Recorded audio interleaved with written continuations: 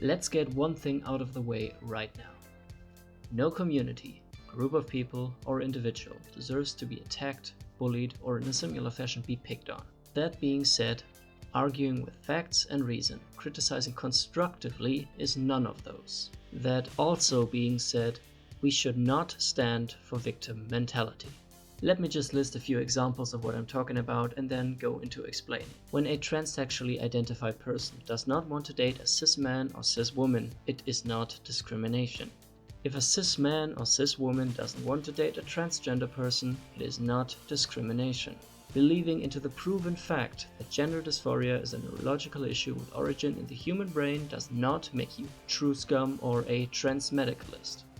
Believing in the medically proven fact that being obese is bad for your health is not fat shaming. Believing into the medical proven fact that being anorexic is bad for your health as well is not skinny shaming. Being against radical feminism is not misogyny. Nowadays we live in what many call outrage culture. We don't discuss topics anymore, we just react with outrage to everything that doesn't represent our exact opinion.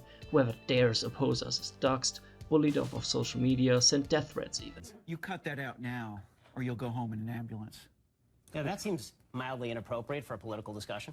No, I know. The topic of transsexuality is very popular these days. However, so is the victim mentality of many trans-identified people in media. Would you date someone who's trans? Would you date someone who's black? Would you date someone who's fat?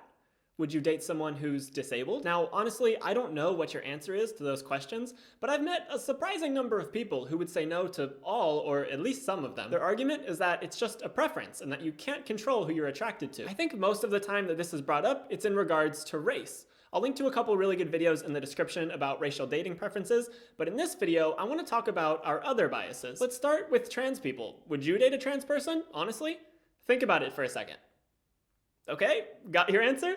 Well, if you said no, I'm sorry, but that's pretty discriminatory. Many of them seem to think that just because they are part of a minority, transgenderism that is, the rules of conversation or behavior don't apply to them. Excuse me, it's ma'am. It is ma'am. I can call the police if you'd like me to. You need to settle down. You need to settle down and mind your business, okay? Ma'am, once again, ma'am, fucker. I apologize now.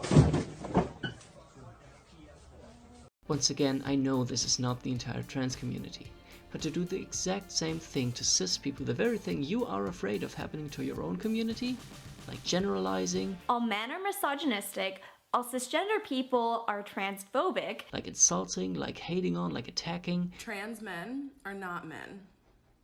They are superior.